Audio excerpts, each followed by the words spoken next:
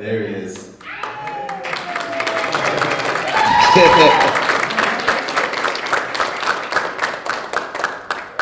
Thank you so much, Brother Zulu.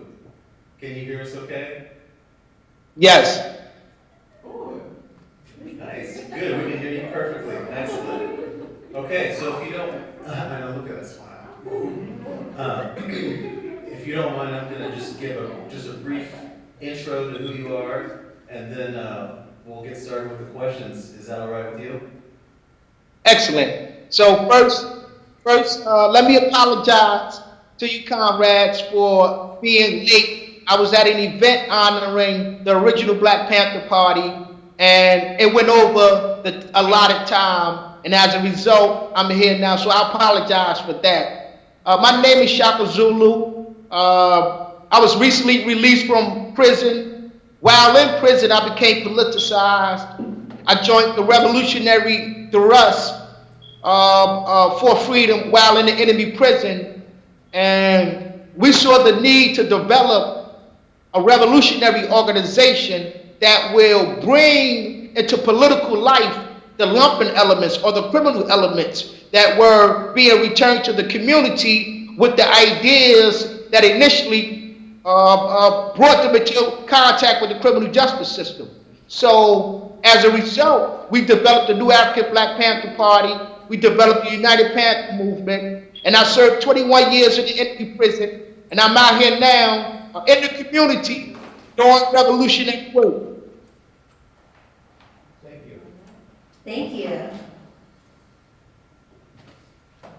So we have a list of questions that I know that we sent to you, and then we're going to have a couple maybe of our own individual questions, questions from the audience. But for the first question, can you give us an overview of the new Afrikan Black Panther Party as an organization, and the United Panther Movement as a political project, and then what is its history, what kind of political traditions or framework do you see yourself working with them? Beautiful. Thank you for that question. The new Afrikan Black Panther Party is a Marxist-Leninist Maoist organization. Its primary function is to revolutionize the minds of prisoners and to turn our oppressed communities into base areas of social, cultural, and political revolution. The new Afrikan Black Panther Party was founded in 2005 by myself and comrade Kevin Rashid Johnson, who is still in the enemy's prison.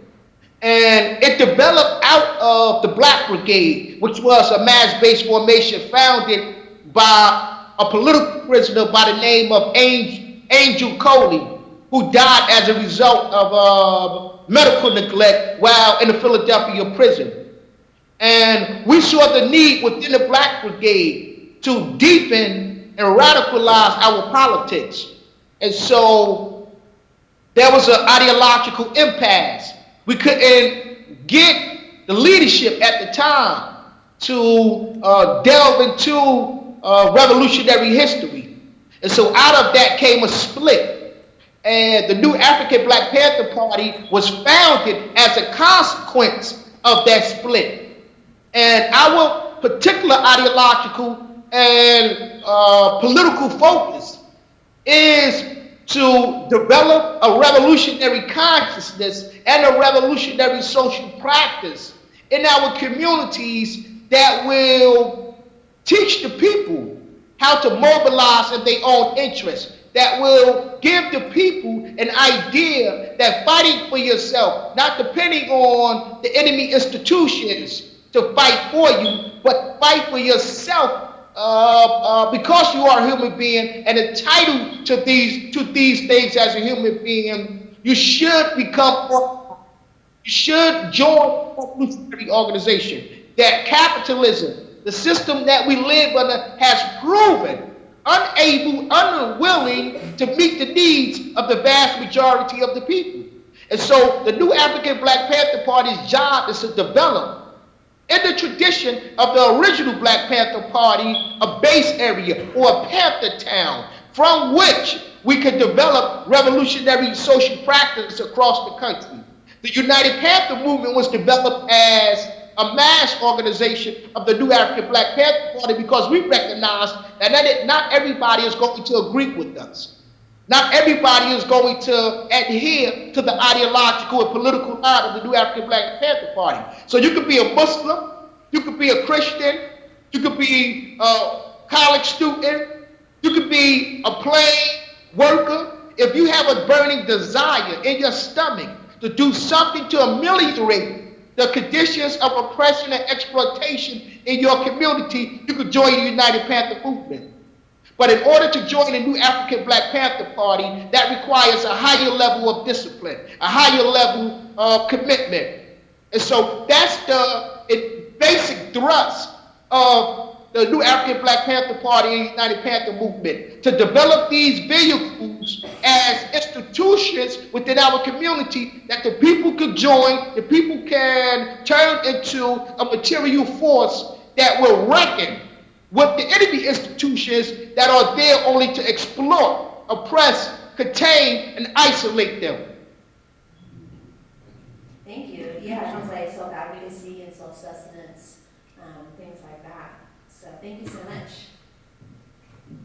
Okay, Brother Zulu, I'm gonna deviate off course a little bit here, because I think it dovetails off of what you were just talking about.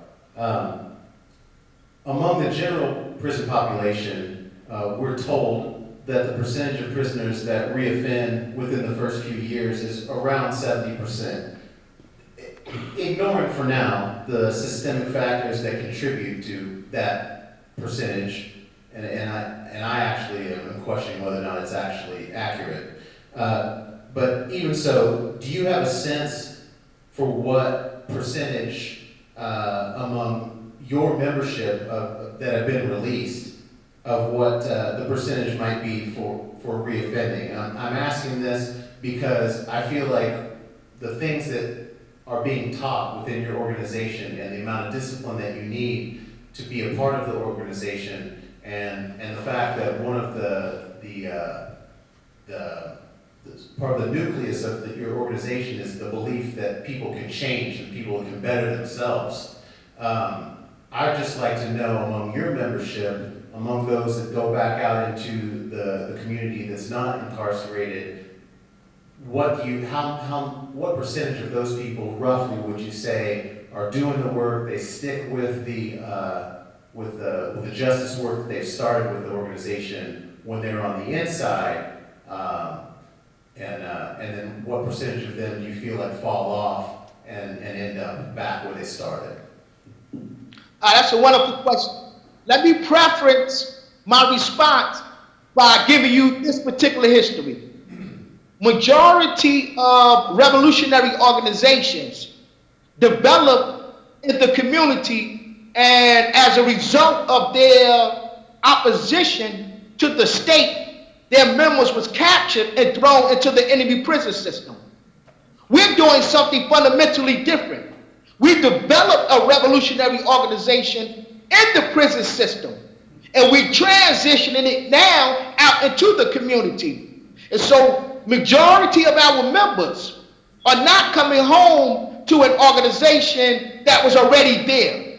They're not being brought into political life because our organization was not there. So 2 of our members a few years ago regressed back to criminal behavior. And that's not because there was no political infrastructure there. It was because they did not completely and fully involve themselves in the community development.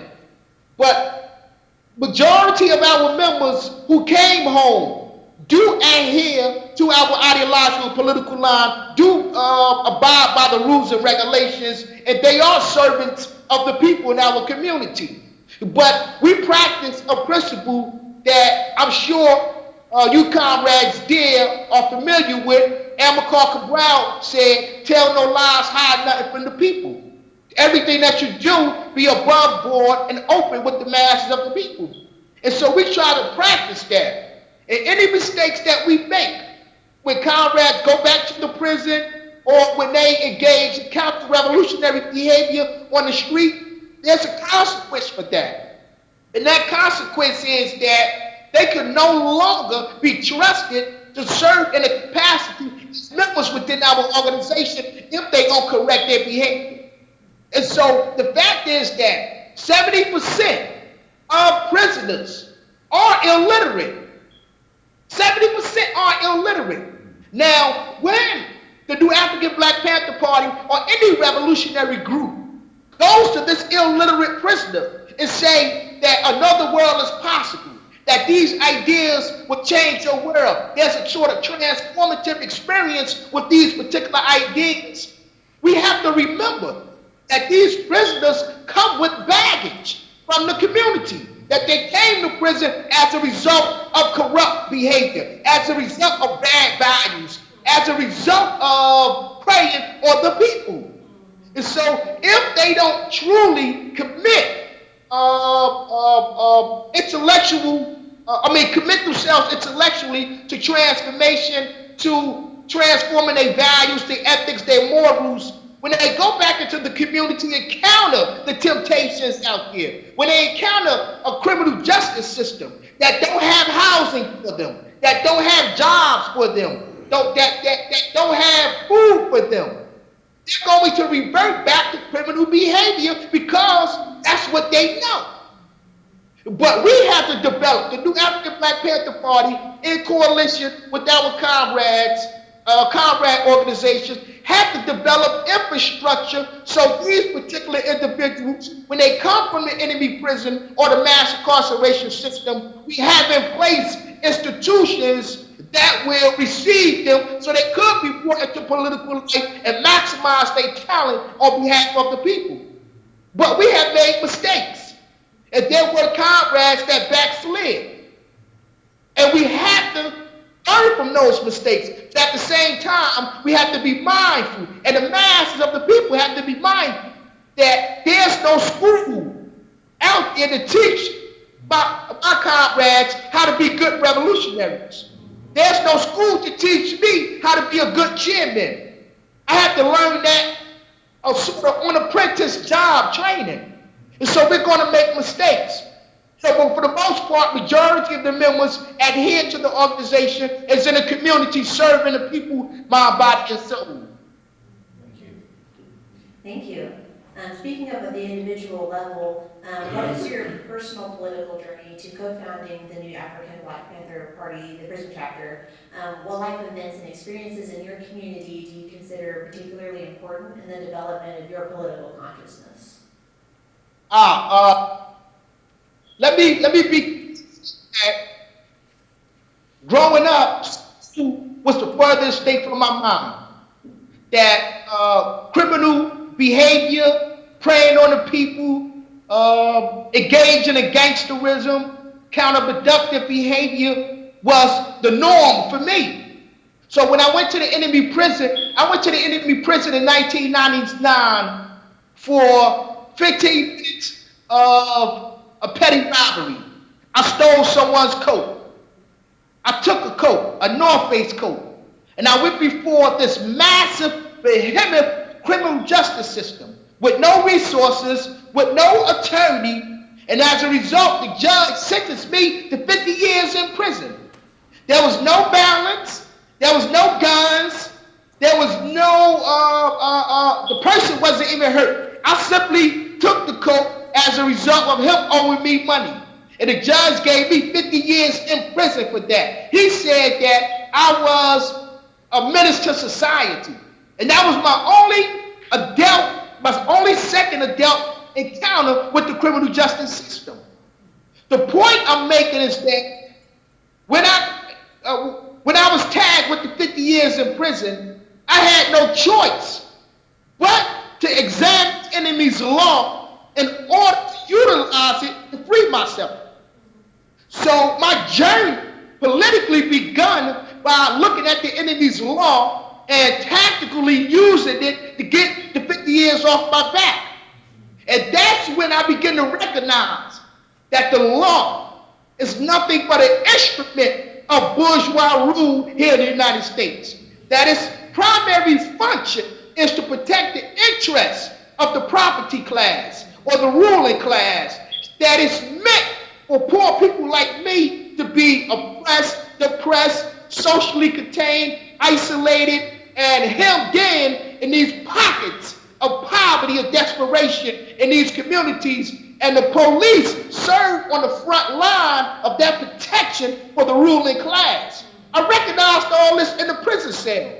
And I said that politically, I was duped. Politically, I was used not only to oppress and exploit my own people, intellectually, I was robbed of the benefit to be a full, recent being as a result of the capitalistic system, the white supremacist system here in the United States. So my journey begun right in that prison cell. I picked up the autobiography of Malcolm X, and there was no turning back. And I felt like Malcolm felt. He explains it in the autobiography where these particular ideas turned in his mind. Every night he would think of how best to explain to his poor and suffering people that we can change our conditions if we change our perception of who we are. And so I changed my perception. I said, I am not a criminal.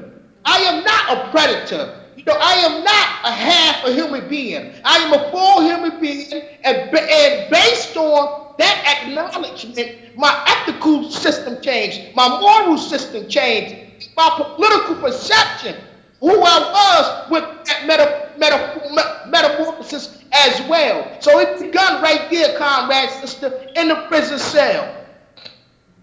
Thank you for that.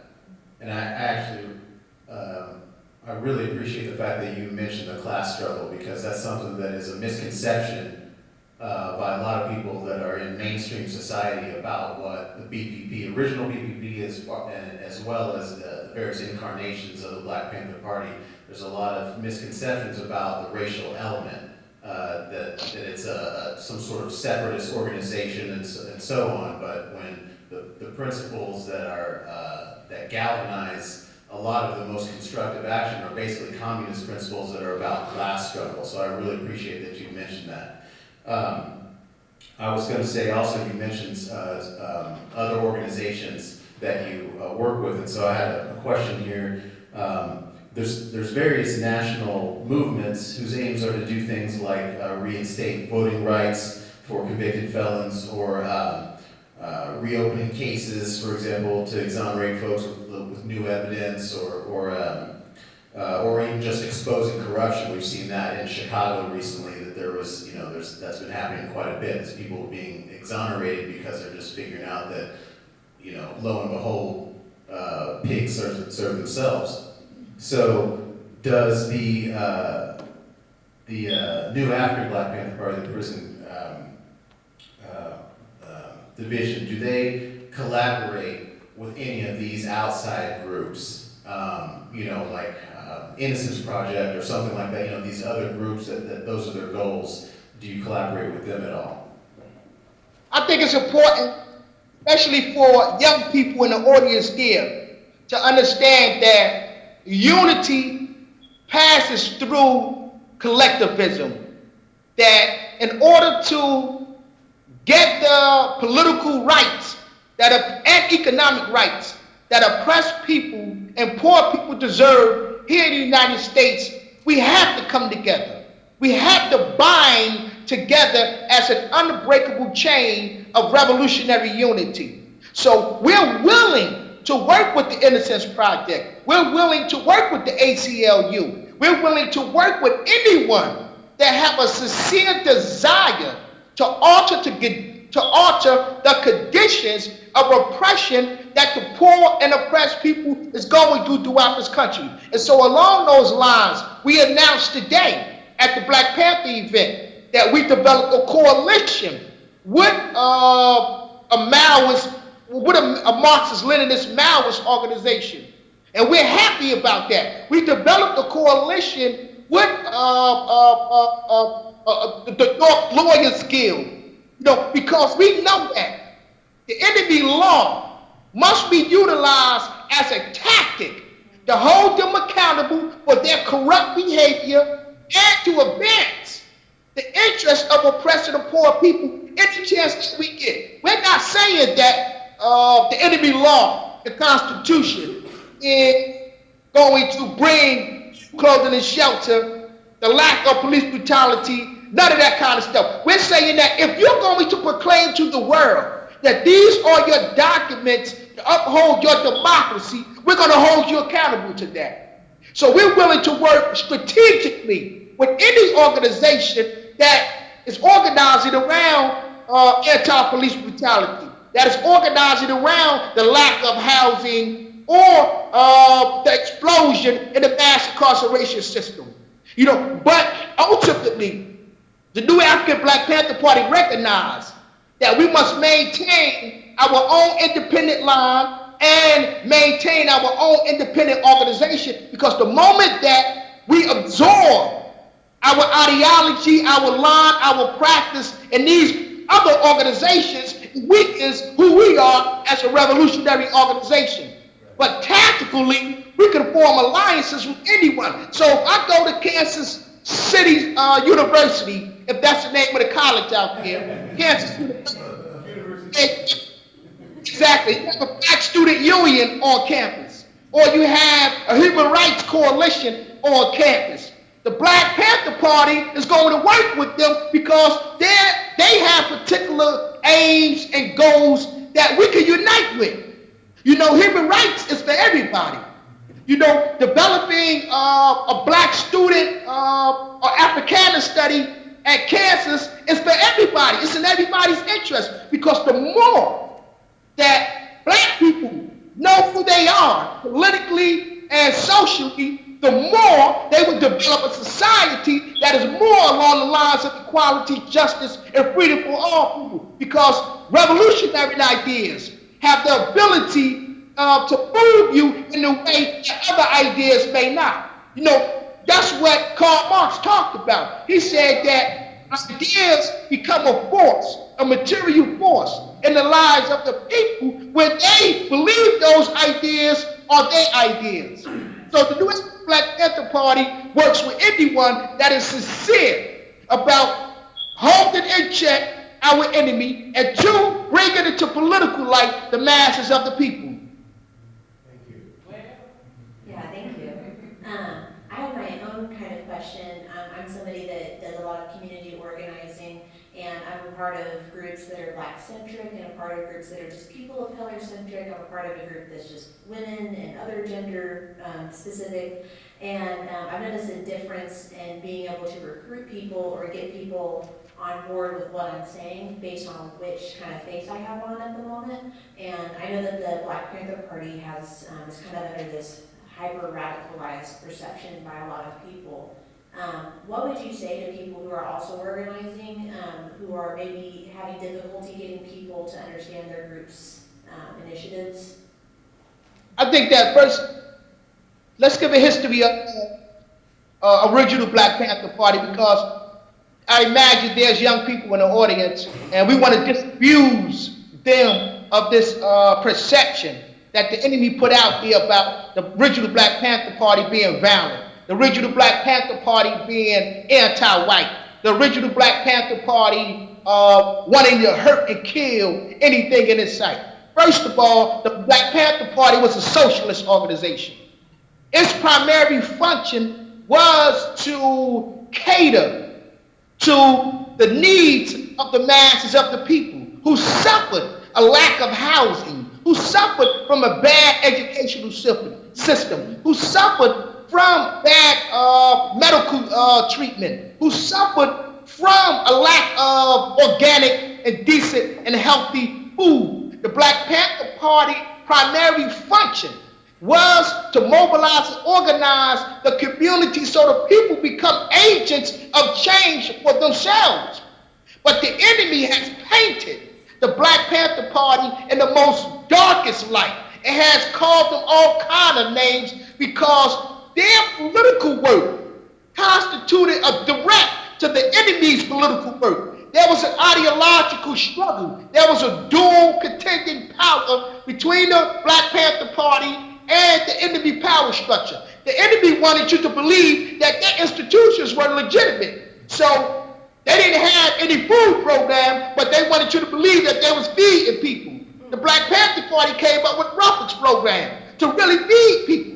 And as a result, the enemy government co-opted that. So young people that's in the audience today, the reason why you receive food, breakfast in the morning or lunch at school, it was because the Black Panther Party shamed the government into doing that. And for the mothers that's in the audience, the reason why you receive WIC is because the Black Panther Party shamed them by handing out food packages every day to the hungry masses of the people. The Black Panther Party didn't hate white people, they hated oppression. The Black Panther Party did not use guns to intimidate anyone. They understood, like any sensible people would around the world, that political power is at the barrel of a gun. That a gun doesn't necessarily kill the individual, it's the mindset that kills the individual. The gun was used as a tool to protect grandma, to protect granddad, to protect the little baby, to protect the little teenager that was walking down the street, because the police would jump out of a car and just knock you in the head and say, "Where you going, nigger? Get up against the wall." And there was no recourse to address that shit. And so the Black Panther Party was forced by necessity to develop a self-defense mechanism to defend their dignity and humanity. But that was not the Black Panther Party. I know we're talking about Skelly Nelson's film, which was a hatch job, a box, which was No Enemy. They did a documentary more better than he did, because his primary function was to depict the Black Panther Party in the most negative light possible. He focused on guns, and he focused on UEP Newton's drug problem. But what about from 1966 all the way up until 1971, prior to the split in the Black Panther Party? They had 5,000 members in that organization. They had an international section in Algeria. They had Israeli Panthers. They had Australian Panthers. They had British Panthers. But you don't see that in that documentary, because there's a sort of smart team that Stellar Nelson has against Huey P. Newton. Let me tell you something. Anybody, whether you're a man or a woman, can create a revolutionary organization that electrify, galvanize, and mobilize the masses of the people, should be given respect. Should be given respect. The Black Panther Party put African oppressed and poor people, poor white people at that, on the world stage as agents of change in their communities. Let me tell you what Fred Hampton did in Chicago. One day, Fred Hampton went to the Appalachian Mountains. For the young people in the audience, Fred was deputy chairman of the Illinois chapter of the Black Panther Party. And he saw a need to develop a rainbow coalition, not the one that Jesse Jackson has today. He stole that. Because he stole that from Chairman Fred Hampton. So one day, Fred Hampton went into the Appalachian Mountains, and he told the poor people there, he said, "You're being oppressed like I'm being oppressed.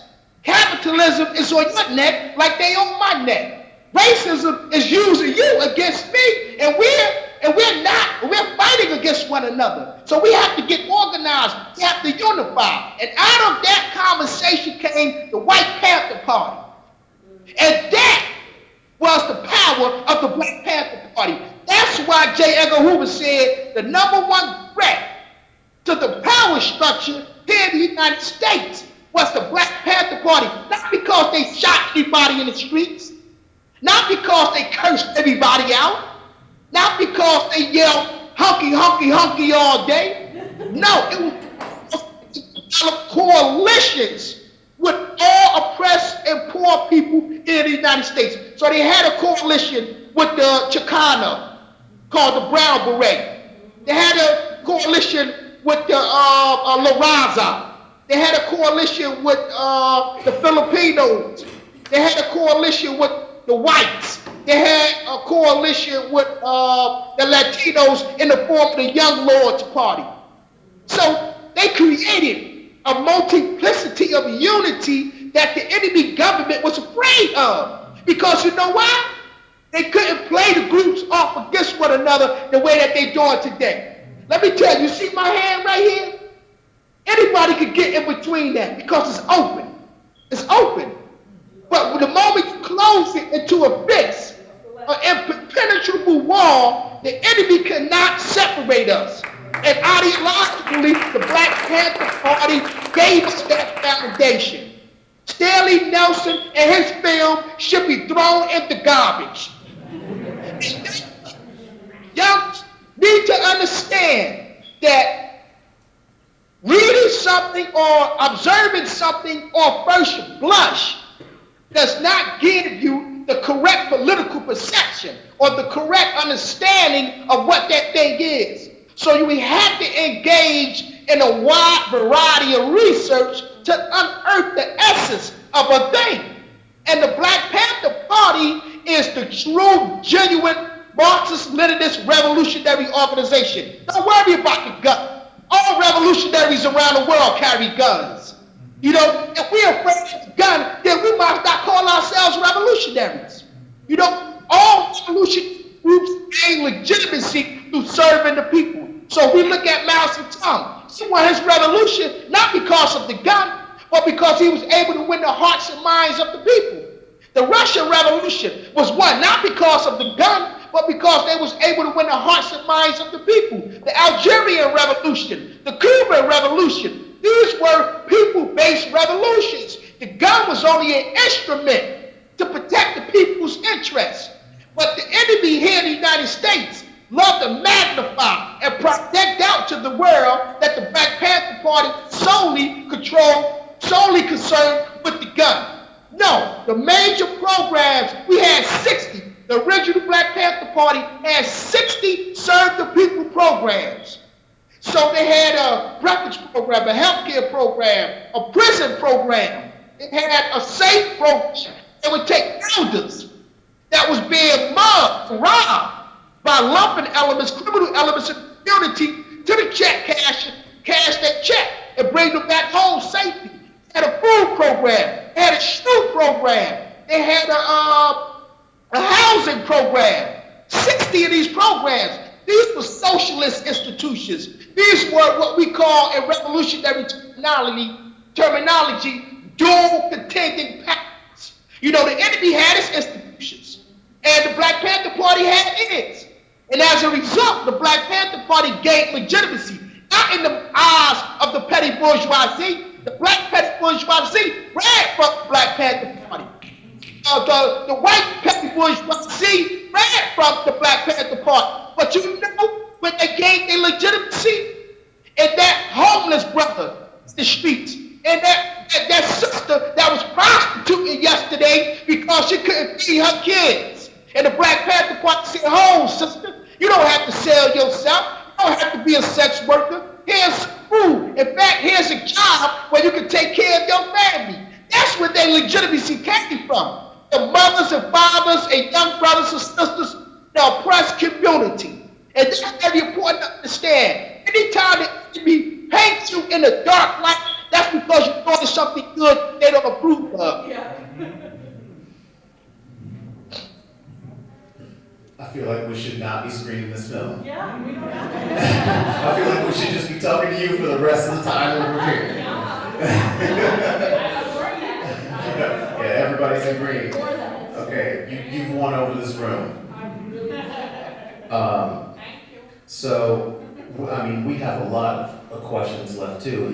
Do you guys how do you want to handle this? Just keep going. Yeah. So the organizers of this event have said we're willing to throw the film in the trash if it means that we can talk to you for a little longer. So, so I have a few other things. Just really quickly, how has your organizing and your experience with the party and the work that you're doing, everything that you're saying right now, all these tricks that the enemy is pulling, they're happening right now. They're happening tenfold. How has what you've been doing for these many years, how has it changed in the Trump era? Well, First, let me say that all the students, all of the veteran revolutionaries that are there, we must stand in defense of Venezuela and its right to determine its own political and economic destiny.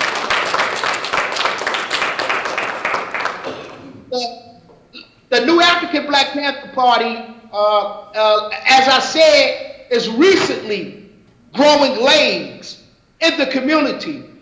So the work that we're doing is trying to develop a base area from which all revolutionaries around the country can come and meet, strategize, and talk theory, and to engage in some community development while they're there. The new African Black Panther Party has taught me as an individual how to be a man.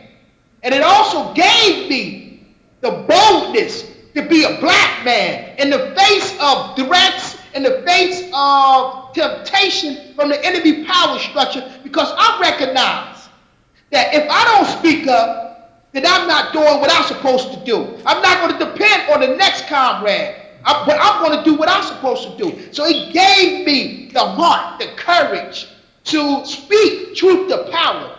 But at the same time, it gave me the ability to mobilize masses of the people to take down this illegitimate power. And so what is happening and what has galvanized us in the last few weeks is Venezuela, is what's happening in the Middle East, in Syria, Libya, and what is happening in Africa. Let me tell you something. In 1957, the first country to gain nominal independence was Ghana. In 1957, under the leadership of Kwame Nkrumah. Right after that was Sekou in Guinea.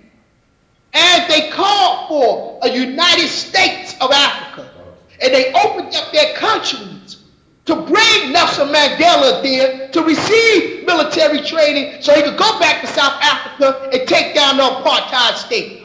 They opened up their land so revolutionaries around Africa could gain intellectual and physical training. And France, that was in West Africa, was pushed out. The only one that wanted to stay under the leadership and guidance of France was Senegal. Every other country opted for nominal independence. So politically, you had a black face in power. But economically, the economy, the resources were still controlled by the imperialist powers. Today, France controls 14 countries in West and East Africa. They're under what you call the Commonwealth of France. France control who the president is. France control how they spend their money, how they select their military, and where their resources go. So in the Congo, there has been, since 1995 when they assassinated Laurent Kabila, a low-intensity warfare with 6 million Congolese died since 1995. And they're dying because France, Britain, and the United States want this little piece of metal that go into cell phones, that go into F-15 jets, that go into the technological engine that runs the United States. And it's called coltan or coltan. And governments around the world are killing each other, are killing the people in the Congo to control those minds. So the new African Black Panther Party has been expanding our understanding of internationalism amongst press people. We're telling them that Cuba, Bolivia, Venezuela, Eastern Europe, the Caribbean, what's happening in Haiti today, where they are fighting against Jose Boubane, if that's how you pronounce that enemy's name, who has stolen his resources that Venezuela gave to the people of Haiti and put it in his pocket and his Commodore's pocket. So what's happening in the Middle East? The Black Panther Party, the new African Black Panther Party, want our people to understand that those are our brothers and sisters that join hands internationally with them, we can weaken imperialism here. We have an advantage. We're right here in the heart of the enemy. These people are struggling against mighty, entrenched bourgeois regimes around the world, and the United States is primarily responsible for their decadence, for their brutality. Why can't we organize here across race to develop a revolutionary institution that would be wielded to push back against a dying imperialism? Imperialism right now around the world, even here in the United States, is in crisis.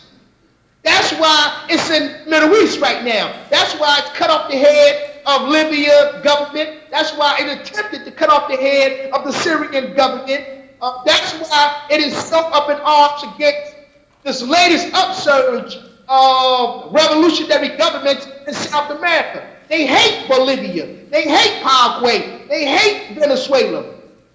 And they hate it, although I don't think this guy was a revolutionary, but Lula da Silva, when he was the head of Brazil.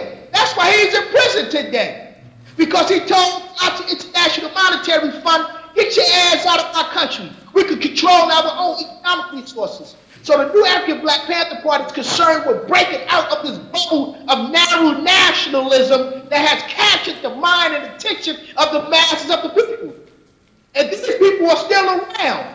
And all they want to tell you and I is, get an African name, wear a dashiki, and then you become free. They don't want to deal with the political system. So the new African to get a name, African name, you can call yourself Shaka Zulu all day. But the bottom line is, the very essence of who you are is controlled politically by our enemy. So you can open up a charter school and teach African history. The bottom line is, it's going to be regulated according to the enemy tax system. You can open up a store, you can buy black all day. The bottom line is, the multinational grocery chains or the multinational boxes is going to give you the food to sell in their stores. So you're going to be paying them. So capitalism is the problem. White supremacy is the problem. These are systems. And the new African Black Panther Party is concerned with pushing back against this nationalism, this narrow nationalism, because nowhere in the world can anybody point to a period in history where nationalism has successfully freed the people and freed the resources, the means of production that will make the people live a decent, holistic life. Nowhere in the world. I can tell you who does it, though. Socialism was communism. And the enemy hates communism because it takes away from them the ability to privatize every fucking thing. You know, they want to privatize the water. They want to privatize the electric dams that give you electricity. They want to privatize the schools. They want to privatize who you are as a human being. They want you to walk around with multinational corporations on your body, brand yourself. And so, and I understand how this shit operates, have to, excuse me for cursing, we have a historical obligation to push back against nationalism and capitalism, imperialism.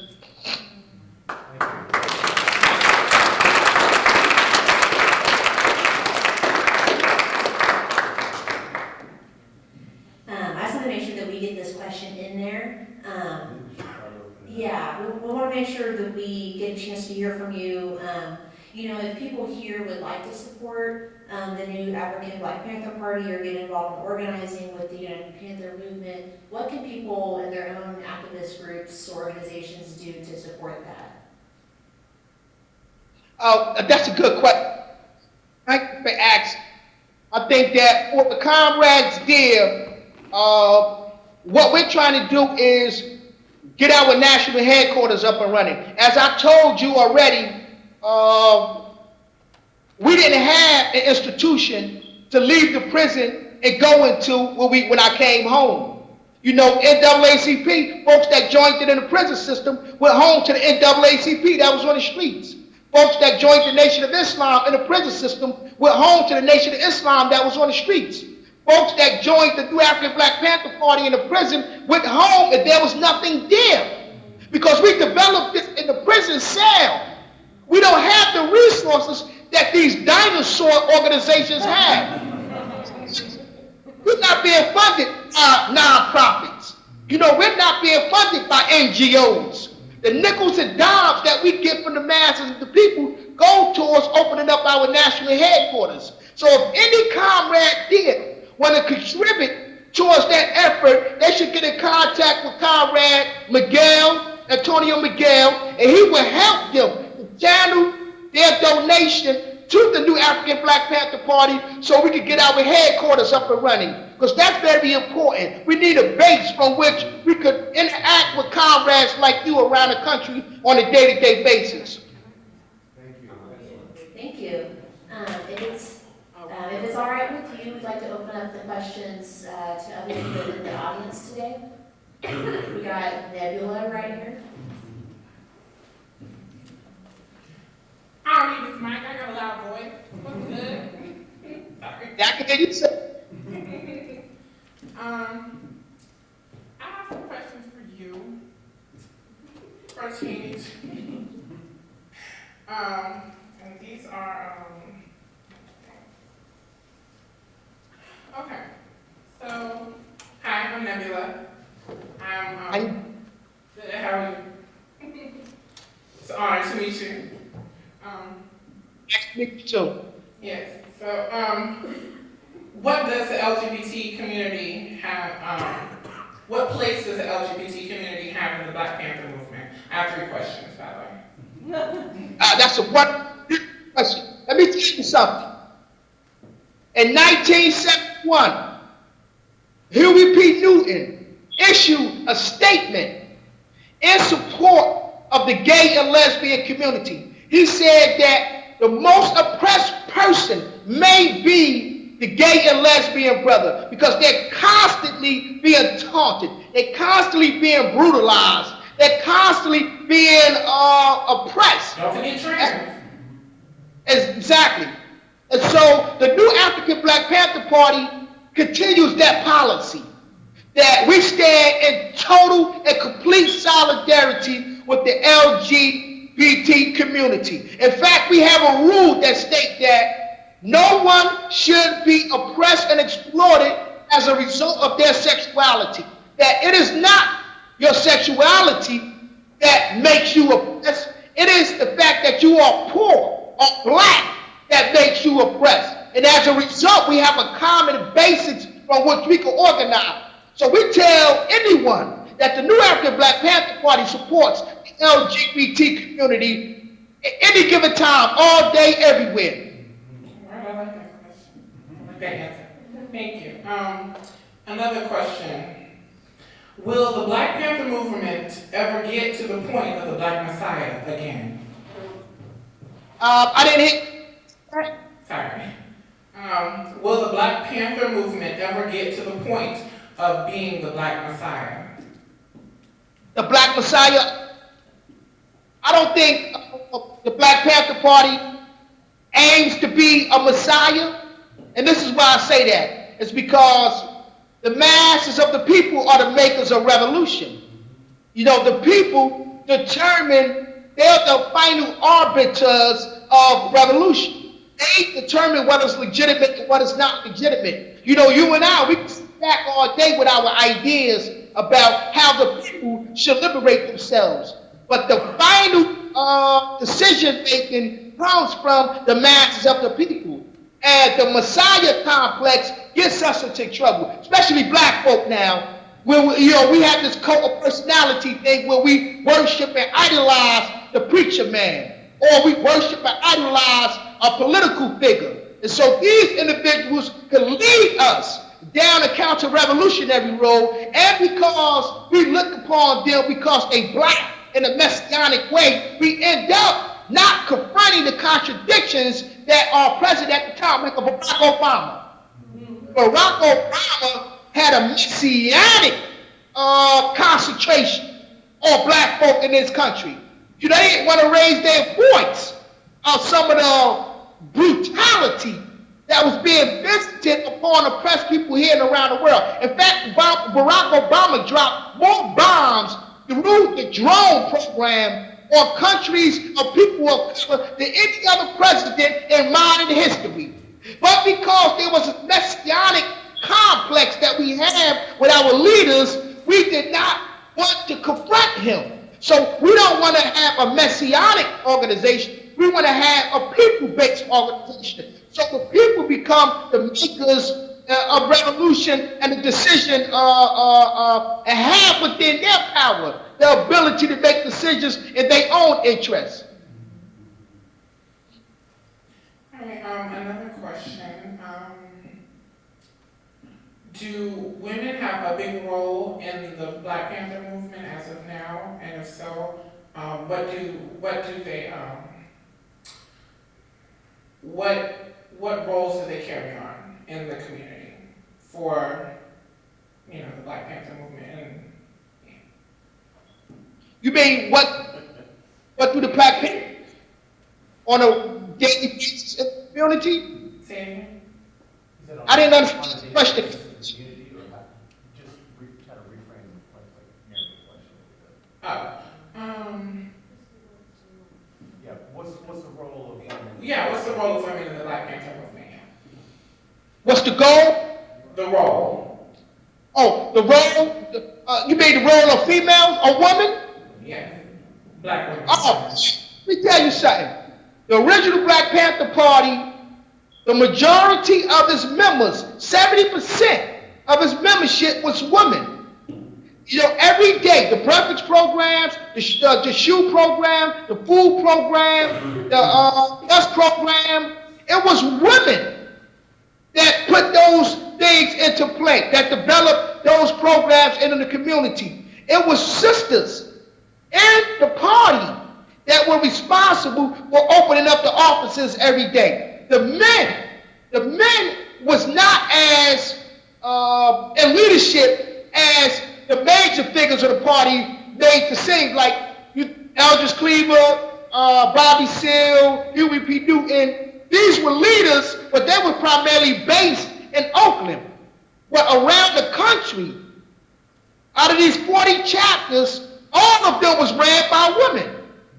So Erica Huggins liked to say the men like to think they ran the party, but in actuality, it was the women that ran the party. And that's how the new Black Panther Party looks at today. We think it is an honor to have revolutionary sisters in our ranks because they will hold the men accountable. They will hold the men responsible for doing what they have to do to serve the masses of the people. So the women should serve within our organization. They will serve in the highest offices that they can obtain within the New African Black Panther Party because intellectually and physically we have the same capacity. There's no distinction between us. I know the enemy likes to put this patriarchy thing out here and say that men have specialized functions and specialized roles within society and the workforce. The Black Panther Party don't see that division of labor. We think that women and men have the same function, can be leaders equally within the New African Black Panther Party. And my last question. One more question.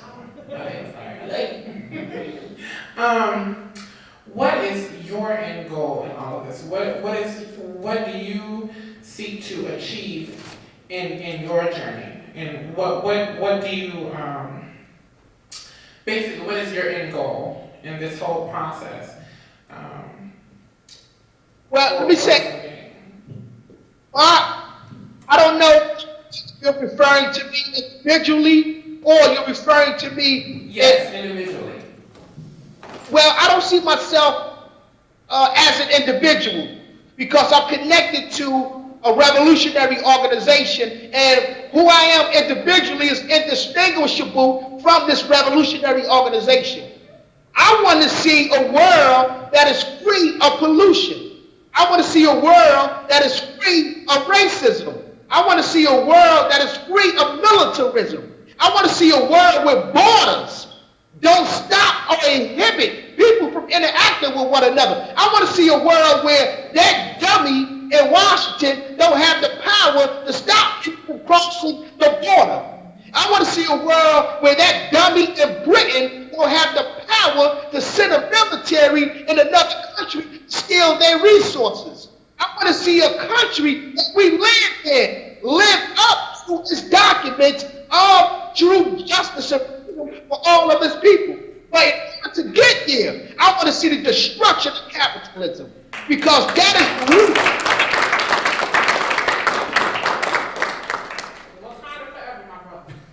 Our power system.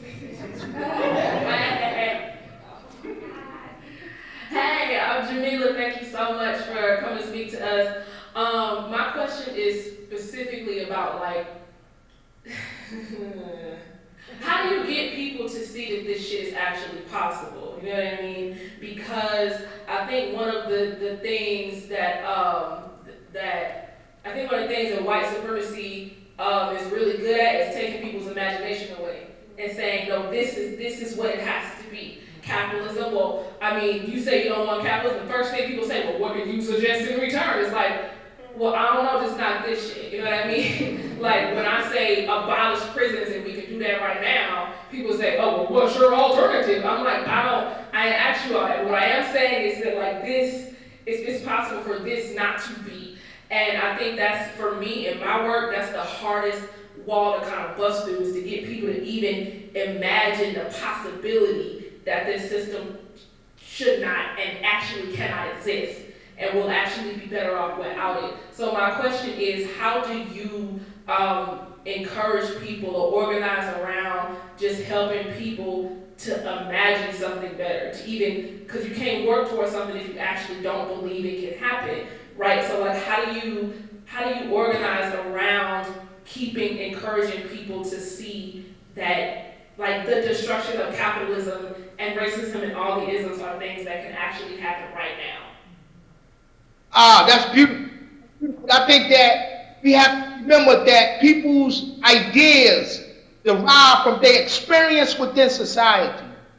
That when you talk to someone about capitalism or white supremacy, they grew up in a system that indoctrinated them since a baby, that the criminal justice system, the educational system, the welfare system, or the job industry system is the best and possible institutions that you can get. So socialism has been not only besmirched and defamed and vilified, but people have not took the time to understand what socialism is. So when you go to them and you say another world is possible, you have to point to the fact that you're feeding homeless people and say, this is socialism right here.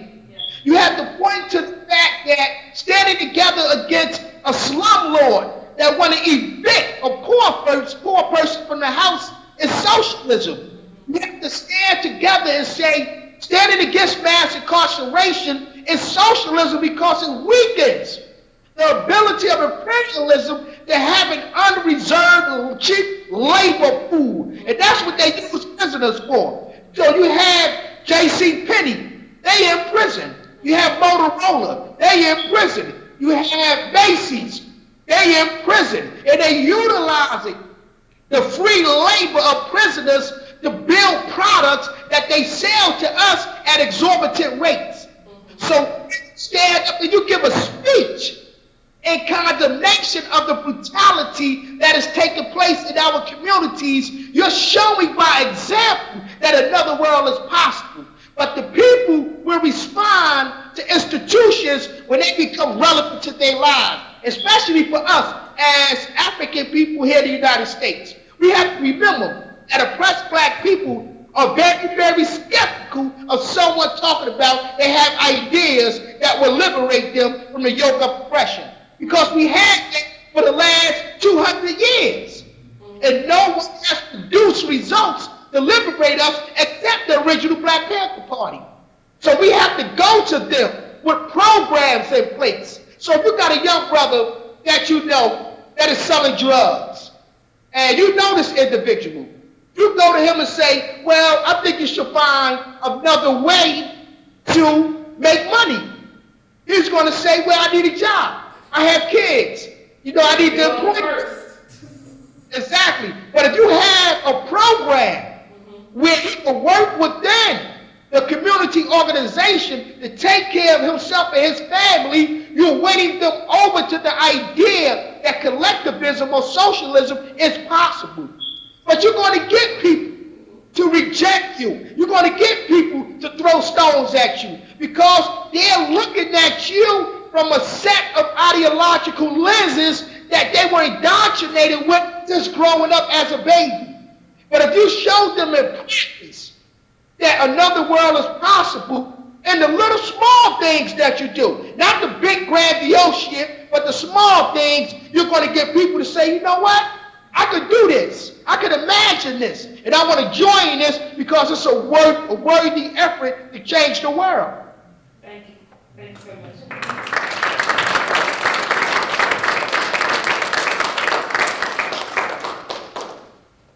I'm Kenneth, and I would like to pose this question to you as, how do you expect a panther that is native to Africa to survive in a nation that is on death row?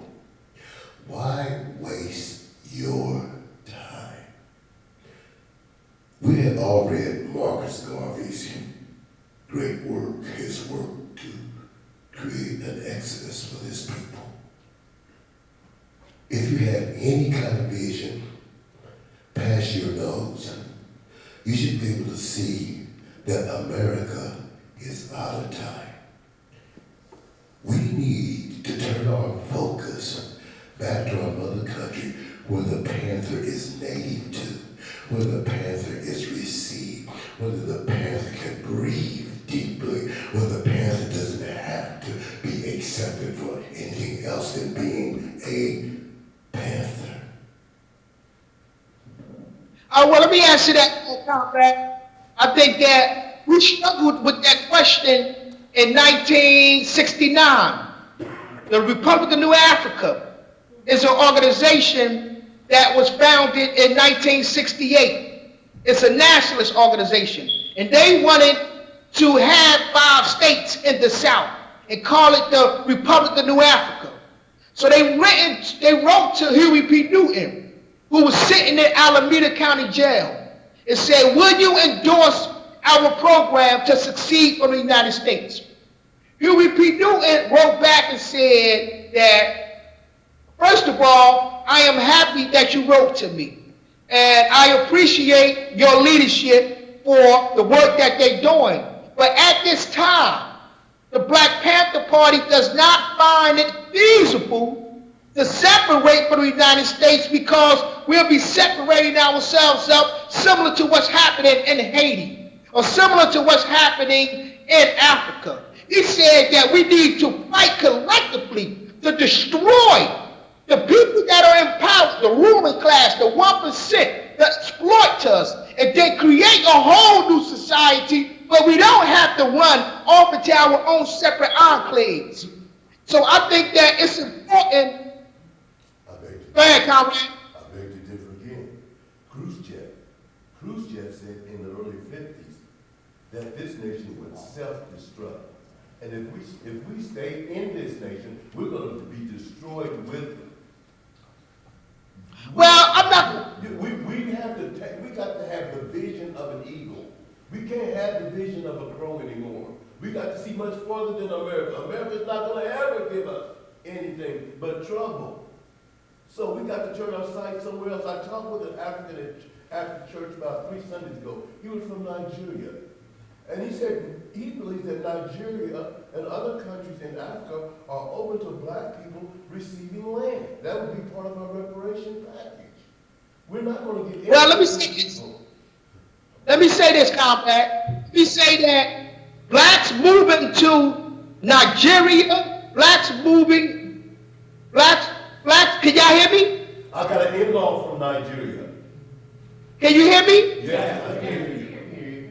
Okay. Blacks moving to Nigeria or blacks moving to any country in Africa does not automatically qualify us as being free because Nigerian government is under the boot and control of British imperialism. The resources there. In Nigeria, the oil is being controlled by British petroleum oil. The people in the Delta region of Nigeria is not getting good housing, is not building good schools, and that's because the economy is not controlled by the Nigerians, it's controlled by the multinational corporations. So we have to fight where we at. And this is a battleground. Wherever oppression is at, people need to stand up and raise their voice in condemnation of that. And so we don't want to run away. We want to organize and fight. We want to say, throw your punches at us, enemy. We're going to throw our punches at you. And we're going to win because the people is stronger than the enemy's technology.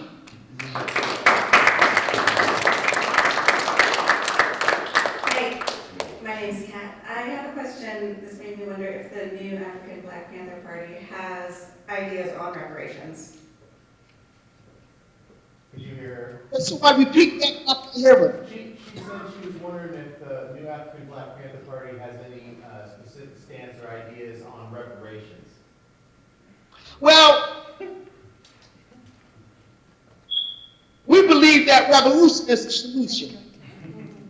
At the same time, the 10-point program do call for reparations.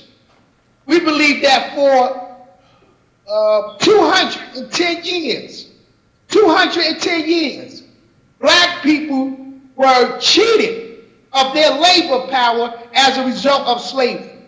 That we lost nearly 100 million African people going through that transatlantic slave trade. That thousands jumped off the boat in order to avoid being put into slavery. Sharks used to follow boats from Senegal, the Atlantic Ocean, all the way until Haiti, because they will always find a meal to eat. And that meal was African who was protecting his freedom and his dignity by dying rather than allowing himself to be forced into slavery. So any person who has been denied the ability to be paid for their labor power should be paid. Now, we're not asking for individual checks.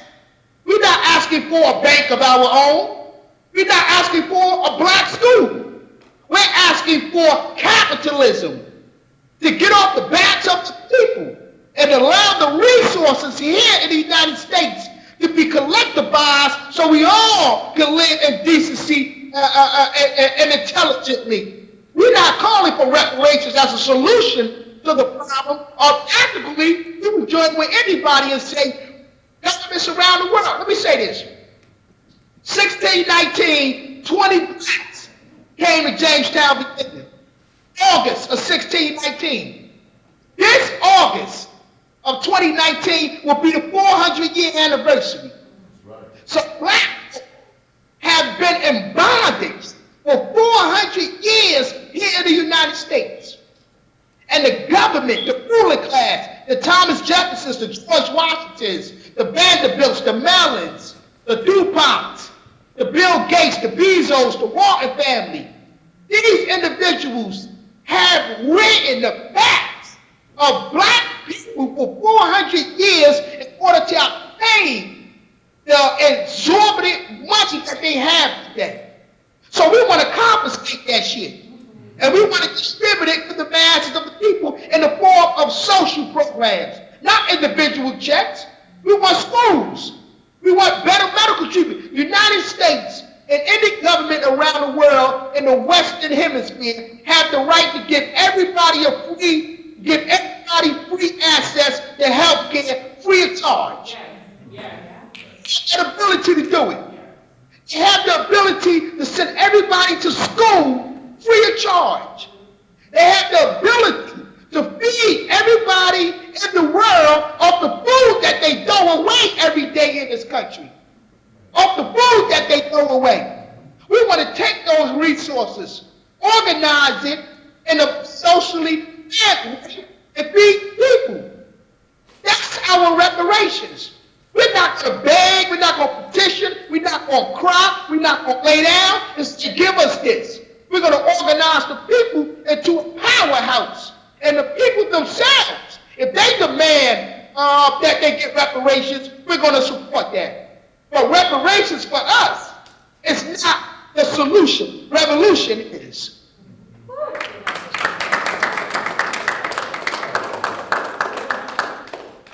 know. I don't know, what time we wrap up, y'all? Well, we have it till 9. Oh, I have to do the little. Okay, I just have one comment that you get first. So as to your question about reparations, I think, first, Ta-Nehisi Coates, and I have thoughts plenty about Ta-Nehisi Coates, but he wrote a very, it's a long read, but it's a worthwhile read. It's called The Case for Reparations, and he starts, he bases that in the argument that where do we start? That we start with housing. And he traces the history of gerrymandering and I think in Chicago or Indiana, something like that, in one of the northern Midwestern cities, and traces all of that through there, and then we start with housing. But I think there are ways to talk about reparations that are actually practical and feasible and possible. Like what Ta-Nehisi Coates is saying, like I do believe in parallel fighting and also fighting for revolution, and also fighting for and literally downfall to capitalism. Like in the meantime, there do need to be reparations and healing for things that have currently been done. So on a collective level, you start with housing. You could also start with education in schools, but specifically with historically Black colleges and universities, right? We have the data on the inconsistent and unequal funding, land granting between large, predominantly white institutions and historically Black institutions that states today, if they wanted to, could fix, right? We have the data on gerrymandering and redlining and all of the things in school fundings that if states, cities right now wanted to, they could fix, right? Just like Brother was saying, it is possible for free healthcare to exist if, like today, it is possible for these things to exist, like today, that could be valuable forms of reparations for people. And individually, on an individual level, there are not just smaller cases, but larger cases of reparations that could be fixed today. Has anybody read the story of Henrietta Lacks? Right, Henrietta Lacks's parent cells. Henrietta Lacks's parent cells have been reproduced. Was a Black woman, a cancer patient whose cells have been reproduced and researched for decades. Her family has not seen a penny from any of the drugs, any of the treatments that have been developed from the cells that were taken from her body. Right? We think about, the viral story I just saw a couple months ago about Jack Daniels, the liquor company. Right? Jack Daniels, Right. all of those things that not the recipe, but the actual fermenting of product, which is something that is very, something that Black people have always had to do to preserve food, is how Jack Daniels learned how to make his liquor. But does the family of that slave receive any of that? No, right? So there are individual and collective things that can definitely be done that we would call reparations. And I think reparations becomes this big, impossible conversation, right? As Brother was saying, does everybody get a check? First of all, I'm not saying I would take it, and there are actual practical things, right? And I think it stops there because everybody's like, well, how do we do it? But things exist right in front of us that we could be naming as reparations for Black people. Excuse me, comrade. Can I offer that sister a position within the new African Black Panther Party? We need you, comrade. Have you ever heard of Johnny Cochran? Have you ever heard of Johnny Cochran? Have you ever heard of Johnny Cochran? The what? Have you ever heard of Johnny Cochran? Oh, yes, I did. Johnny Cochran, yes. Do you know what he did? He took the problem to the United Nations. He lined up every southern, every northern corporation that profited from the slave trade. He had them lined up from the West Coast to the East Coast. And he was presented to the right tribunal. He was presented to the UN. America ain't gonna do nothing. If they was gonna do something, they would have done it by now. Why beat your head up against the wall? If you leave it on too long, What? Sorry, the video went off for a second there. Okay.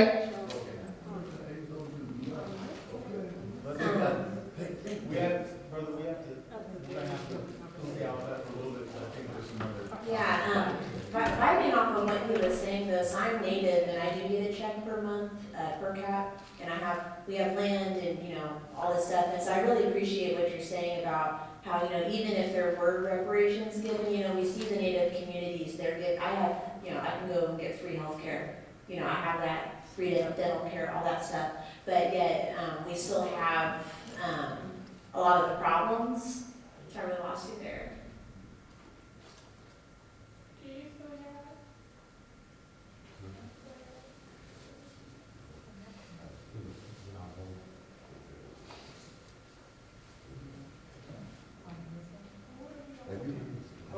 Hello? Okay. Hello?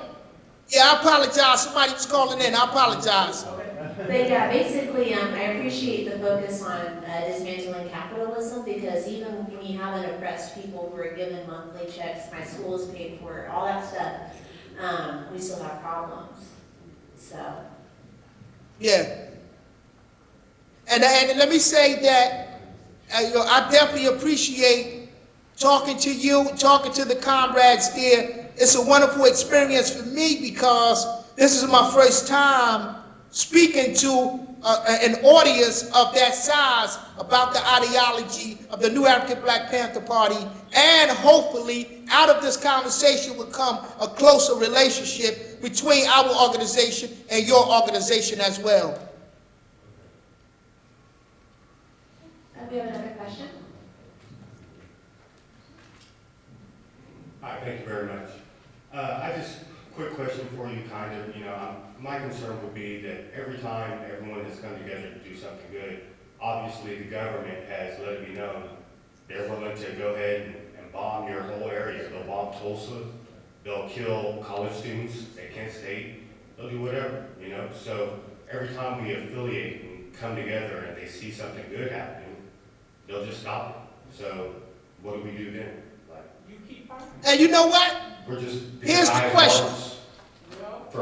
And then it gets written in the book. That kind of history has been happening All the time. for 500 years. It's never gonna stop. It's not gonna stop, but it'll get to a point where the, Incarcerated, overpowered. Maybe. That's my concern. That's why I have not really affiliated with BLM. Yeah. How do we overcome that? How do we, you know, aside from just literally staying small and working within our community at the very small community level, which is where we're going to make the greatest change in the first place? I appreciate the comment. That's a good question, comrade. And here's the flip side of that. Why won't capitalism, the ruling class, defend its stolen wealth? Defend its illegitimate rule over the people? Naturally, they will do that because they want to maintain their power, their status. So I expect for them to throw us in the prison system. I expect for them to try to assassinate us. I expect for them to use the media to paint us in the most darkest, nastiest, nefarious way imaginable. Because we are at war with each other. I want to establish a world of justice. They want to maintain a world of injustice. What you and I have to do is not allow them to weaken our resolve to remain united. Not allow them to force us to become dispirited, to give up. Because the enemy thrives on our apathy. The enemy thrives on our lack of uniting with one another. As long as we're individualistic in our practices, the enemy has no problem with that. So yeah, they may kill 4 students at Kent State. They may kill 2 students at Jackson, Mississippi. They may kill another Fred Hampton. They may incarcerate more political prisoners, like Marilyn Buck, like David Gilbert, who has been locked up since 1981. But the fact is, if Fred Hampton was right in saying this, you can jail a revolutionary, but you can't jail a revolution. Because ideas are like water. It's fluid. It goes everywhere. You can't stop it. You can't hold it in. You can't contain it. In fact, oppressed people will not give up and give in because they want to be free. And that was the magnificence of our brothers and sisters during the transatlantic slave trade. We had over 300 rebellions. They like to show here in the United States that we were passive, that we didn't fight back, that we didn't resist. But they was taking over slave ships. They was poisoning slave masters. They were breaking tools. They were destroying crops. And ultimately, they were destroying slave masters. They never gave up. They never gave in. It wasn't the Civil War, the blue coats in the North, or the Confederates in the South that precipitated the advantages for oppressed people in this war. It was the oppressed people themselves that fought in the Civil War and turned the tide. You know, here's an interesting point for the students that's at this particular event. In 1776, British imperialism, at that time called colonialism, the 13 colonies, offered Indians and blacks freedom if they fight on the side of British imperialism. George Washington said, "Ho, if that happened, they would turn the tide of this war because black folk want to be free. Indian folk want to be free." So he opened up his side of the organization to bring blacks into George Washington's Continental Army.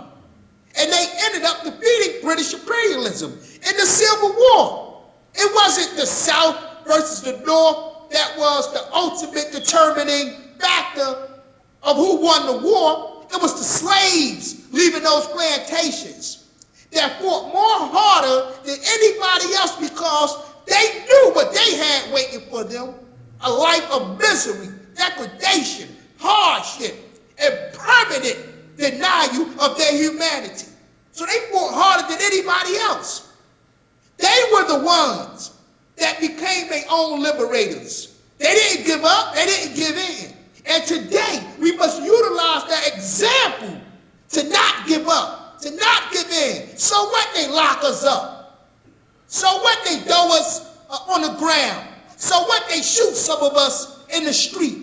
There are going to be thousands of more because freedom is a constant process. Oppressed people around the world are yearning to be free, to be self-determining. United States can't control it. Britain can't control it. France can't control it. The most they could do is set up puppet regimes and puppet leaders to offset the effectiveness of real revolutionary organizations in these communities here and around the world. But never give up, never surrender. The moment that you do, that's when you become a slave.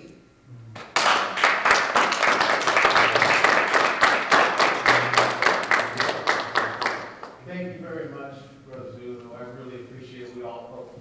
Can you hear me okay? Thank you very much. We really appreciate your time, and we really appreciate your thoughts. And specifically, that last bit was very powerful because I think we all need to remember that we cannot succumb to this crisis of not having the imagination. Just because something hasn't worked in the past or has worked in pieces doesn't mean that it cannot work in the future when we come together and we learn from our mistakes and we find the people that we left behind and we pick up the slack, the pieces that we forgot about. It just makes us stronger as it goes forward. So I really appreciate those words. Thank you. And I want to say to the comrades here, I want to reiterate that if you want to support the new African Black Panther Party and the United Panther Movement, you could go on our website. Our Facebook page is Zulu Sherrod. We have another one called the New African Black Panther Party. But if you want direct contact, you should go through Conrad Antonio Miguel, who is there, who organized this wonderful event. We need comrades such as yourself to work with to develop a strong revolutionary thrust for freedom here in this country. So we all need to work together, and I appreciate the opportunity to talk to you. I have learned so much talking to you, and I hope you learned a little bit in listening to me. Love you, Doctor. Love you too, sister. All proud to the people. All right, take care. Take care.